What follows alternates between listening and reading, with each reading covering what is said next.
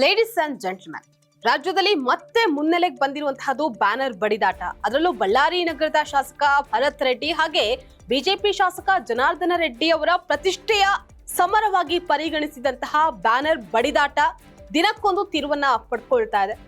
ಇನ್ನು ಘಟನೆಯಲ್ಲಿ ಗುಂಡು ಹೊಕ್ಕಿ ದುರ್ಮರಣ ಹೊಂದಿರುವಂತಹ ಕಾಂಗ್ರೆಸ್ ಕಾರ್ಯಕರ್ತ ರಾಜಶೇಖರ್ ರೆಡ್ಡಿ ಸಾವಿಗೆ ಶಾಸಕ ಭರತ್ ರೆಡ್ಡಿನೇ ಕಾರಣ ಅಂತ ಹೇಳಿ ಬಿಜೆಪಿ ಕೂಡ ಆರೋಪ ಮಾಡಿದೆ. ಇದರ ಬೆನ್ನಲ್ಲೇ ಶ್ರೀರಾಮುಲು ಅವರು ಬಳ್ಳಾರಿಯಲ್ಲಿ ಏನು ಪ್ರೆಸ್ ಮೀಟ್ ಅನ್ನ ನಡೆಸಿದ್ರು. ಈ ಸಂದರ್ಭದಲ್ಲಿ ಅವ್ರು ಕೊಟ್ಟಂತಹ ಆ ಒಂದು ಹೇಳಿಕೆ ಈಗ ಸಾಕಷ್ಟು ಸದ್ದನ್ನ ಮಾಡ್ತಾ ಇದೆ. ಇದು ಶ್ರೀರಾಮುಲು ಅವರಿಗೆ ಯಾವ ರೀತಿ ಪರಿಣಾಮ ಬೀರುತ್ತೆ, ಇದರಿಂದ ಆಗುವಂತಹ ಪಕ್ಷಕ್ಕಾಗುವಂತಹ ಲಾಭ ನಷ್ಟ, ಮೇನ್ ಆಗಿ ಲಾಭ ಅನ್ನೋದಕ್ಕಿಂತ ಇದರಿಂದ ಪಕ್ಷಕ್ಕಾಗುವಂತಹ ಮುಜುಗರವನ್ನ ತಪ್ಪಿಸ್ಕೊಳ್ಳೋದಕ್ಕೆ ಏನೆಲ್ಲ ಕಸರತ್ತುಗಳನ್ನ ಮಾಡ್ತಾರೆ ಅದೆಲ್ಲವನ್ನ ಸಹ ನಾವು ನೋಡ್ತಾ ಹೋಗೋಣ. ಇದೇ ಇವತ್ತಿನ ಫೋಕಸ್ ಸ್ಪೆಷಲ್ ಸ್ಟೋರಿ. ರಾಮುಲು ಎಡವಟ್ಟು, ನಾನು ನಿಶ್ಚಿತ.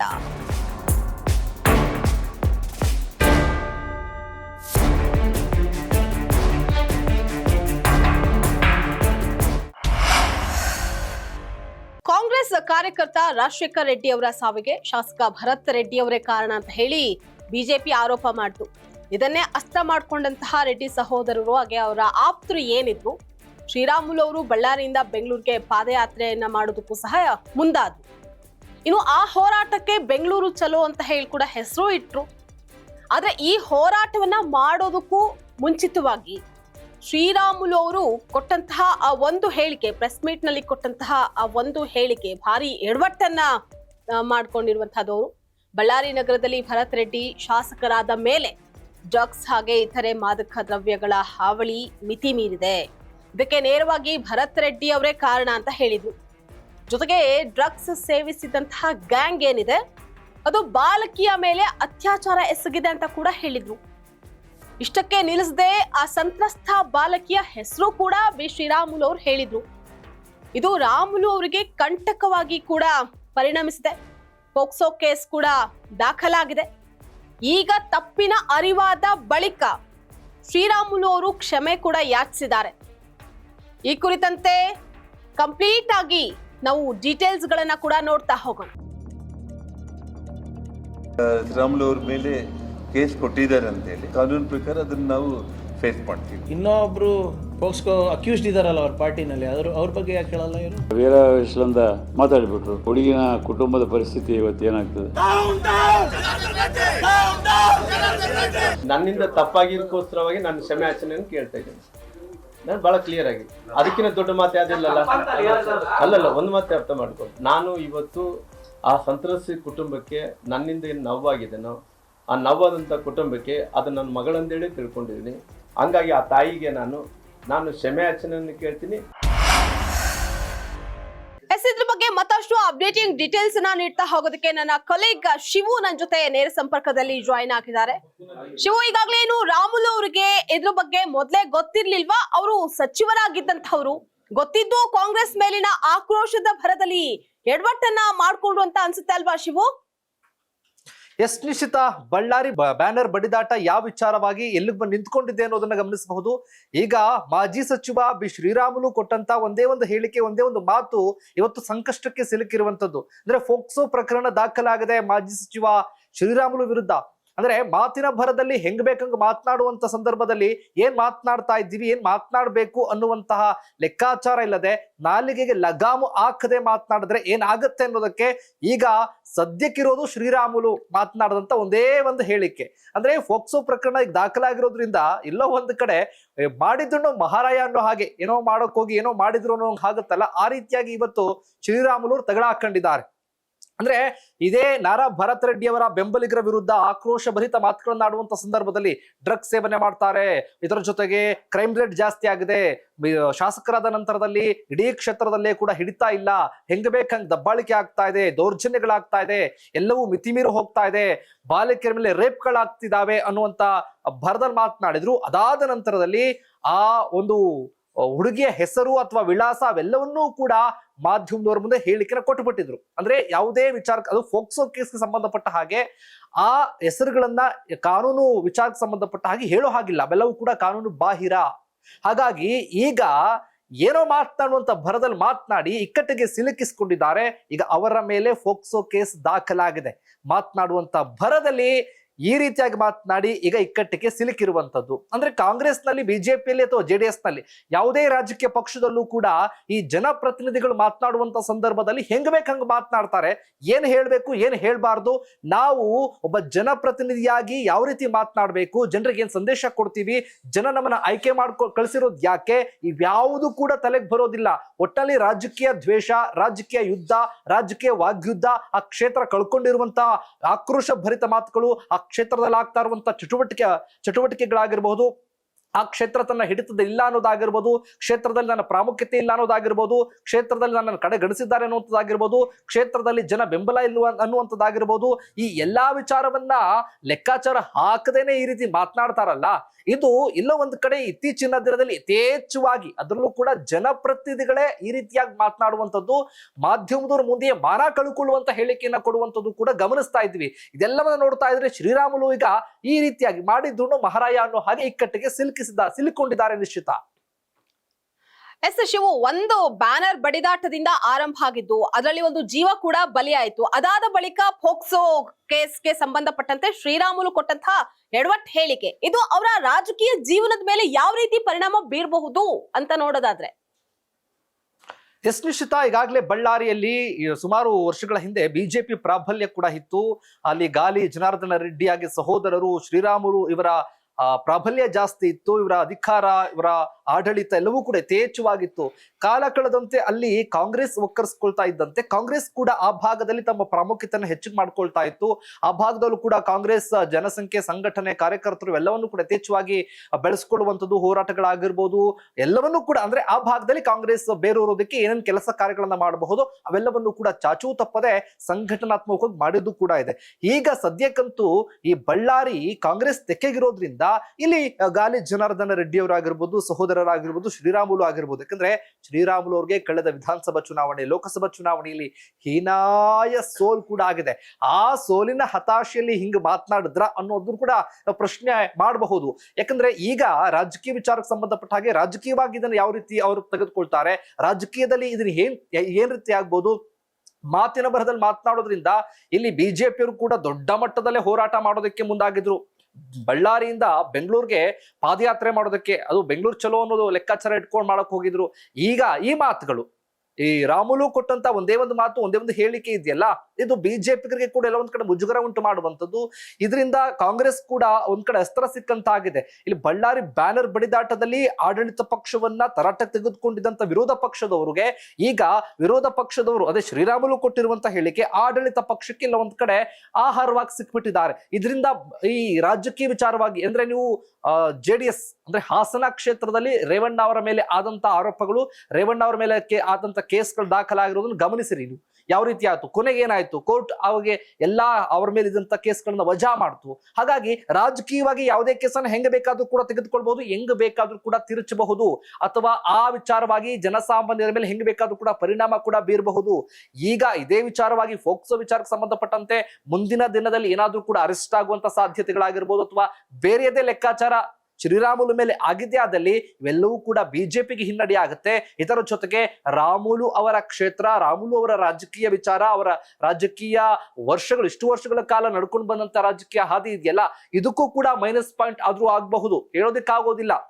ಯಾಕಂದ್ರೆ ಇಲ್ಲಿ ರಾಮುಲು ಫೋಕ್ಸೋ ಕೇಸ್ನ ಆರೋಪಿಯಲ್ಲ, ಮಾತನಾಡುವಂತ ಭರದಲ್ಲಿ ಮಾತನಾಡಿ ಈ ಇಕ್ಕಟ್ಟಿಗೆ ಸಿಲುಕಿರೋದ್ರಿಂದ ಇದನ್ನ ಆಡಳಿತ ಪಕ್ಷ ಹೆಂಗ್ ಬೇಕಾದ್ರೂ ಕೂಡ ಬಳಸ್ಕೊಳ್ಬಹುದು. ಅವರ ರಾಜಕೀಯಕ್ಕೆ ಇದು ಮುಳ್ಳು ಆದ್ರೂ ಆಗಬಹುದು ನಿಶ್ಚಿತ.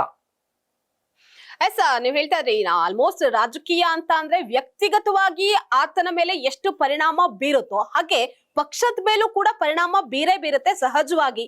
ಆದ್ರೆ ಇದು ರಾಮುಲು ಕೊಟ್ಟಿರುವಂತಹ ಈ ಹೇಳಿಕೆ ಬಿಜೆಪಿ ಮೇಲೆ, ಅದರಲ್ಲೂ ಆ ಪಕ್ಷದ ಮೇಲೆ ಯಾವ ರೀತಿ ಪರಿಣಾಮ ಬೀರುತ್ತೆ ಅಂತ ನೋಡ್ತಾ ಹೋಗೋದಾದ್ರೆ ಶಿವು?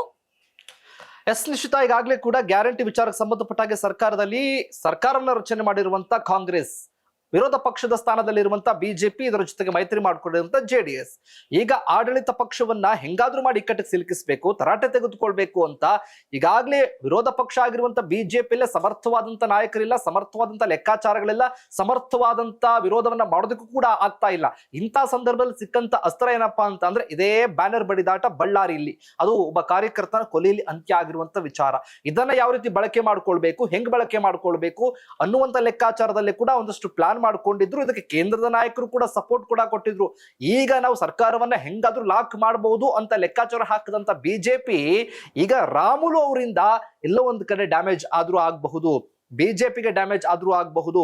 ರಾಮುಲು ಅವರೇನಾದ್ರೂ ಕೂಡ ಕಾಂಗ್ರೆಸ್ ನಾಯಕರು ಯಾವ ರೀತಿ ಕ್ರಮ ತೆಗೆದುಕೊಳ್ತಾರೆ, ಏನಾಗಬಹುದು, ಕಾನೂನು ಮೂಲಕ ಏನಾಗಬಹುದು. ಯಾಕಂದ್ರೆ ರಾಮುಲು ಈಗಾಗಲೇ ಹೇಳಿದ್ದಾರೆ, ಕಾನೂನು ಚೌಕಟ್ಟಿನಲ್ಲಿ ಏನ್ ಮಾಡ್ಬೇಕು ಅದನ್ನ ಮಾಡ್ತೀನಿ, ನಾನು ಮಾತನಾಡುವಂತ ಬರದಲ್ಲಿ ಮಾತನಾಡಿ ತಪ್ಪು ಮಾಡ್ಬಿಟ್ಟಿದ್ದೀನಿ, ನಾನು ಹಂಗ್ ಮಾತನಾಡಬಹುದಾಗಿತ್ತು, ನನಗೆ ಗೊತ್ತಿರ್ಲಿಲ್ಲ ಅಂತ ಬಾಲಿಶ ಹೇಳಿಕೆಯನ್ನ ಕೊಟ್ಟಿದ್ದಾರೆ. ಅಂದ್ರೆ ಒಬ್ಬ ಜನಪ್ರತಿನಿಧಿಗೆ ಸಾಮಾನ್ಯ ಜ್ಞಾನ ಇರ್ಲಿಲ್ವಾ ಅನ್ನೋದು ಕೂಡ ಪ್ರಶ್ನೆ ಆಗುತ್ತೆ. ಎಲ್ಲವನ್ನು ಆದ್ಮೇಲೆ ನಾವು ಮಾತನಾಡಿದ್ದು ಗೊತ್ತಿಲ್ಲ, ನನಗೆ ಆಗಿದ್ದೆ ಗೊತ್ತಿಲ್ಲ, ನಾನು ಹೇಳಿದಿಲ್ಲ, ಎಲ್ಲೋ ಮಾತನಾಡುವಂತ ಬರದಲ್ಲಿ ತಪ್ಪು ಮಾಡಿದ್ದೀನಿ ಅಂತ ಅನ್ಸಿದ್ರೆ ಅಥವಾ ತಪ್ಪು ಮಾಡಿದ್ದೀನಿ ಅಂತ ನಿಮ್ಗೆ ಏನಾದ್ರು ಗೊತ್ತಿದ್ರೆ ಈ ರೀತಿ ಹೇಳಿಕೆಗಳನ್ನ ಕೊಡ್ತಾರಲ್ಲ, ಈಗ ಅದನ್ನ ಕ್ಷಮೆ ಯಾಚಿಸಿದ್ದಾರೆ. ಆದ್ರೆ ಕಾನೂನು ಮೂಲಕ ಹೋರಾಟ ಮಾಡ್ಲೇಬೇಕಲ್ಲ, ಕಾನೂನು ಮೂಲಕ ಏನ್ ಕ್ರಮ ತೆಗೆದುಕೊಳ್ಬೇಕು, ಏನ್ ಮಾಡ್ಬೇಕು ಅದನ್ನ ನಾನು ನಿಭಾಯಿಸ್ತೀನಿ, ಅದನ್ನ ಹೋರಾಟ ಮಾಡ್ತೀನಿ ಅಂತ ಹೇಳಿದ್ದಾರೆ. ಆದ್ರೆ ಇಷ್ಟಕ್ಕೆ ಮುಗಿಲಿಲ್ವಲ್ಲ, ಇದು ರಾಜಕೀಯ ಸ್ವರೂಪವನ್ನ ಪಡ್ಕೊಂಡ ನಂತರದಲ್ಲಿ ಅದು ಬಿಜೆಪಿಗೆ ಸಹಜವಾಗಿ ಕೂಡ ಹಿನ್ನಡೆ ಆಗುತ್ತೆ. ಯಾಕಂದ್ರೆ ಈಗಾಗಲೇ ದೊಡ್ಡ ಮಟ್ಟದಲ್ಲಿ ಸಿದ್ದರಾಮಯ್ಯನವರು ಬೆಂಗಳೂರಿಂದ ಬಳ್ಳಾರಿ ಪಾದಯಾತ್ರೆ ಮಾಡಿದಂತ ಸಂದರ್ಭದಲ್ಲಿ ದೊಡ್ಡ ಬೆಂಬಲ ಸಿಕ್ತು ಅವ್ರಿಗೆ. ಆ ಬೆಂಬಲ ಈಗ ನಾವು ಮಾಡ್ಬೇಕು ಅಂತ ಲೆಕ್ಕಾಚಾರ ಹಾಕೊಂಡಿದ್ದಾರಲ್ಲ ಮೈತ್ರಿ ನಾಯಕರು, ಬೆಂಗಳೂರು ಚಲೋ ಮಾಡ್ತೀವಿ ಅಂತ, ಇದಕ್ಕೆ ದೊಡ್ಡ ಮಟ್ಟದಲ್ಲೇ ಡ್ಯಾಮೇಜ್ ಆಗುತ್ತೆ, ಬಿಜೆಪಿ ಪಕ್ಷಕ್ಕೂ ಡ್ಯಾಮೇಜ್ ಆಗುತ್ತೆ. ಅಕಸ್ಮಾತ್ ಏನಾದ್ರೂ ಕೂಡ ಶ್ರೀರಾಮುಲು ಅವ್ರನ್ನ ಅರೆಸ್ಟ್ ಮಾಡಿದ್ದೇ ಆದಲ್ಲಿ ಈ ವಿಚಾರಕ್ಕೆ ಸಂಬಂಧಪಟ್ಟಂತೆ ಮತ್ತಷ್ಟು ಹೊಡೆತ ಬಿಜೆಪಿಗೆ ಆಗೇ ಆಗುತ್ತೆ, ನಾಯಕತ್ವಕ್ಕಾಗುತ್ತೆ, ಗೊಂದಲಕ್ಕಾಗುತ್ತೆ, ಸಂಘಟನೆಗಾಗುತ್ತೆ. ಎಲ್ಲಾ ವಿಚಾರಕ್ಕೆ ಸಂಬಂಧಪಟ್ಟಂತೆ ಬಳ್ಳಾರಿಯಲ್ಲಿ ನಾವು ಹಿಡಿತವನ್ನು ಸಾಧಿಸಬೇಕು ಅಂತ ಹೊರಟಿರುವಂತ ಬಿಜೆಪಿಗೆ ದೊಡ್ಡ ಮಟ್ಟದಲ್ಲಿ ಡ್ಯಾಮೇಜ್ ಕೂಡ ಆಗುತ್ತೆ ನಿಶ್ಚಿತ. ಎಸ್, ಹಾಗೆ ನೀವು ಹೇಳ್ದಾಗೆ ಏನು ಬ್ಯಾನರ್ ಬಡಿದಾಟವನ್ನ ಬಿಜೆಪಿ ಬ್ರಹ್ಮಾಸ್ತ್ರವನ್ನಾಗಿ ಮಾಡ್ಕೊಳ್ಳೋದಕ್ಕೆ ಅಂತ ಹೇಳಿ ಬಳ್ಳಾರಿಯಿಂದ ಬೆಂಗಳೂರಿಗೆ ಪ್ರತಿಭಟನೆ ಮಾಡೋದಕ್ಕೆ ಮುಂದಾಗಿತ್ತು. ಈ ಪ್ರತಿಭಟನೆ ಕಾವನ್ನ ಈ ಪ್ರಕರಣ ಕುಗ್ಸುತ್ತಾ ಅನ್ನುವಂಥದ್ದು ಒಂದ್ ಕಡೆ ಆದ್ರೆ, ಮತ್ತೆ ಇದು ಕಾಂಗ್ರೆಸ್ ಪಕ್ಷಕ್ಕೆ ಇದೇ ಪ್ರಬಲ ಅಸ್ತ್ರ ಕೂಡ ಆಗುತ್ತಾ ಅನ್ನುವಂಥದ್ದು ಮತ್ತೊಂದು ಪ್ರಶ್ನೆ. ಶಿವು, ಎಷ್ಟು ನಿಶ್ಚಿತ ಇದೆ ಬ್ಯಾನರ್ ಬಡಿದಾಟದ ವಿಚಾರಕ್ಕೆ ಸಂಬಂಧಪಟ್ಟ ಹಾಗೆ ಮೊದಲು ಸಿದ್ದರಾಮಯ್ಯನವರೇ ಕೂಡ ಸೈಲೆಂಟ್ ಆಗಿದ್ರು. ಯಾಕೆ ಮಾತನಾಡಬೇಕು, ಮಾತನಾಡುವಂತ ಭರದಲ್ಲಿ ಏನಾದ್ರೂ ಕೂಡ ಮಾತನಾಡಿ ಏನಾದ್ರೂ ಕೂಡ ವಿರೋಧ ಪಕ್ಷದವ್ರ ಬಗ್ಗೆ ಆಹಾರ ಆಗಬಹುದು ಅಂತ ಈ ವಿಚಾರದಲ್ಲಿ DK ಶಿವಕುಮಾರ್ ಕೂಡ ಎಂಟ್ರಿ ಕೊಟ್ಟಿದ್ರು. ಅವ್ರಿಗೂ ಕೂಡ ಒಂದ್ ರೀತಿಯಲ್ಲಿ ಹಿನ್ನಡೆ ಆಯ್ತು. ಬಳ್ಳಾರಿಗೆ ಹೋಗಿ ಅವರು ಸಭೆ ಮಾಡಿ ಪೊಲೀಸ್ ಅಧಿಕಾರಿಗಳ ಸಭೆ ಮಾಡಿ ಏಕಾಏಕಿ ತೀರ್ಮಾನ ತೆಗೆದುಕೊಂಡ್ರು, ನಿರ್ಧಾರ ತೆಗೆದುಕೊಂಡ್ರು. ಇದು ವಿರೋಧ ಪಕ್ಷದವ್ರಿಗೂ ಕೂಡ ಎಲ್ಲೋ ಒಂದ್ ಕಡೆ ಒಂದು ಅವಕಾಶ ಸಿಕ್ತು, ನಾವು ಗಟ್ಟಿಯಾಗಿ ಹೋರಾಟ ಮಾಡಬಹುದು ಅಂತ.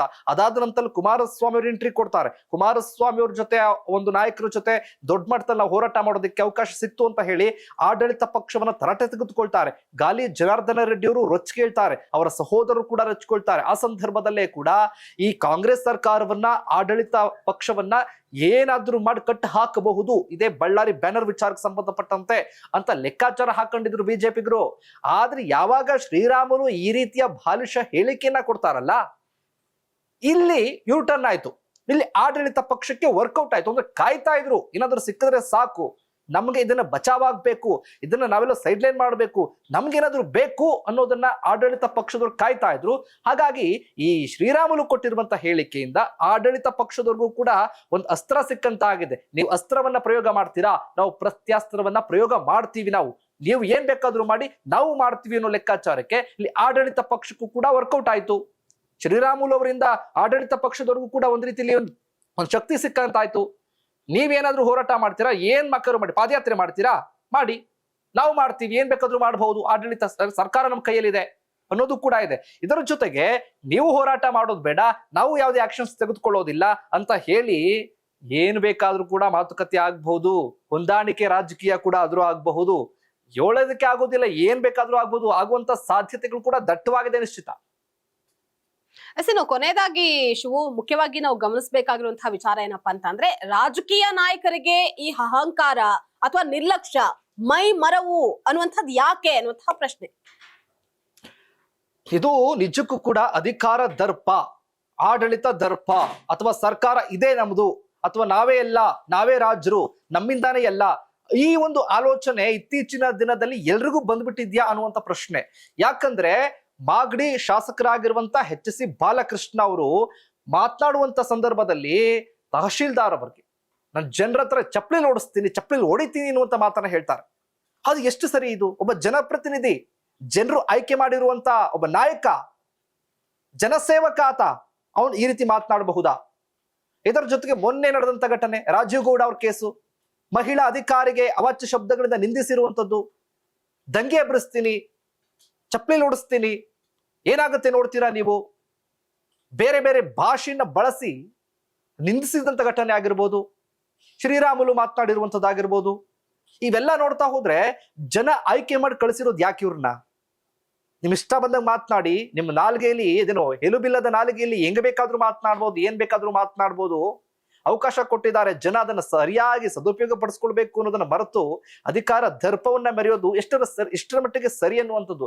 ಅಕಸ್ಮಾತ್ ಒಬ್ಬ ಜನಪ್ರತಿನಿಧಿ ಆದ್ರೆ ಹಿಂಗೆಲ್ಲ ಮಾತನಾಡ್ಬೋದು, ಹಾಗಾದ್ರೆ ಏನ್ ಬೇಕಾದ್ರೂ ಕೇಳ್ಬೋದು, ಹಾಗಾದ್ರೆ ನಾಚಿಕೆ ಆಗ್ಬೇಕಿಂತ ನಾಯಕರುಗಳಿಗೆ ಅಥವಾ ಮುಖಂಡರುಗಳಿಗಾಗಿರ್ಬೋದು, ಯಾರಿಗೆ ಆಗಿರ್ಲಿ.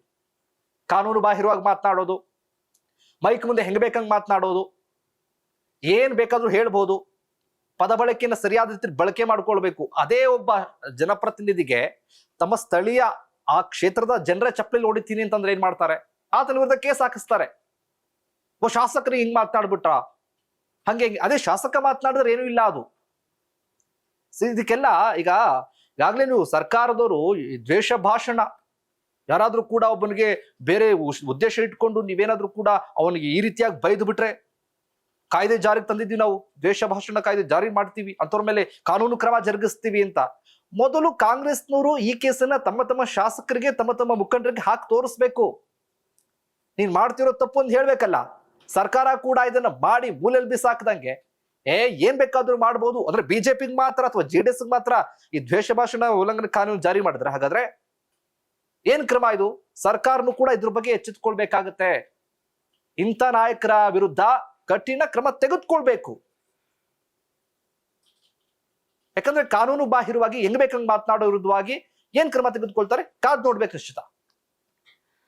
ಓಕೆ, ಥ್ಯಾಂಕ್ ಯು ಶಿವು, ನಿಮ್ಮೆಲ್ಲ ಅಪ್ಡೇಟಿಂಗ್ ಡೀಟೇಲ್ಸ್ಗಾಗಿ. ಒಟ್ನಲ್ಲಿ ಬಳ್ಳಾರಿ ನಗರದಲ್ಲಿ ಭರತ್ ರೆಡ್ಡಿ ಶಾಸಕರಾದ ಮೇಲೆ ಏನು ಡ್ರಗ್ಸ್ ಹಾಗೆ ಇತರೆ ಮಾದಕ ದ್ರವ್ಯಗಳ ಹಾವಳಿ ಮಿತಿ ಮೀರಿದೆ, ಇದಕ್ಕೆ ಭರತ್ ರೆಡ್ಡಿನೇ ಕಾರಣ ಅಂತ ಹೇಳಿ ಶ್ರೀರಾಮುಲು ಅವರು ಮಾತಿನ ಭರಾಟೆಯಲ್ಲಿ ಮಾತನಾಡುವಂತಹ ಸಂದರ್ಭದಲ್ಲಿ, ಡ್ರಗ್ಸ್ ಅನ್ನ ಸೇವಿಸಿದಂತಹ ಸಂದರ್ಭದಲ್ಲಿ ಬಾಲಕಿಯನ್ನ ಏನು ಗ್ಯಾಂಗ್ ಏನಿತ್ತು, ಡ್ರಗ್ಸ್ ಸೇವಿಸಿದಂತಹ ಗ್ಯಾಂಗ್ ಬಾಲಕಿ ಮೇಲೆ ಅತ್ಯಾಚಾರವನ್ನ ಮಾಡಿದೆ ಅಂತ ಕೂಡ ಹೇಳಿದ್ರು. ಇಷ್ಟಕ್ಕೆ ನಿಲ್ಲಿಸದೆ ಆ ಸಂತ್ರಸ್ತ ಬಾಲಕಿ ಏನಿದ್ಲಲ್ವಾ, ಆಕೆ ಹೆಸರನ್ನ ಕೂಡ ಶ್ರೀರಾಮುಲು ಅವರು ಹೇಳಿದ್ರು. ಇದು ರಾಮುಲು ಅವರಿಗೆ ಕಂಟಕವಾಗಿ ಪರಿಣಮಿಸಿದೆ. ಪೋಕ್ಸೋ ಕೇಸ್ ಕೂಡ ದಾಖಲಾಗಿದೆ. ಈಗ ತಪ್ಪಿನ ಅರಿವಾದ ಬಳಿಕ ರಾಮುಲು ಅವರು ಕ್ಷಮೆ ಯಾಚಿಸಿದ್ದಾರೆ, ಕಾನೂನಿಗೆ ತಲೆ ಬಾಗೋದಾಗಿ ಕೂಡ ಹೇಳಿದ್ದಾರೆ. ಹೀಗೆ ಎಡವಟ್ಟು ಮಾಡ್ಕೊಳ್ಳೋದ್ರ ಬದಲಾಗಿ ಶ್ರೀರಾಮುಲು ಅವರು ಮೊದಲೇ ಎಚ್ಚೆತ್ಕೊಂಡು ಎಚ್ಚರದಿಂದ ಮಾತನಾಡಿದ್ರೆ ಏನೂ ಆಗ್ತಾನೆ ಇರಲಿಲ್ಲ. ಇದಾಗಿತ್ತು ಇವತ್ತಿನ ಫೋಕಸ್ ಸ್ಪೆಷಲ್ ಸ್ಟೋರಿ. ರಾಮುಲು ಎಡವಟ್ಟು. ನೆಲ ಜಲ ಭಾಷೆಗಾಗಿ ನೋಡ್ತಾರೆ ಫೋಕಸ್ ಟಿವಿ.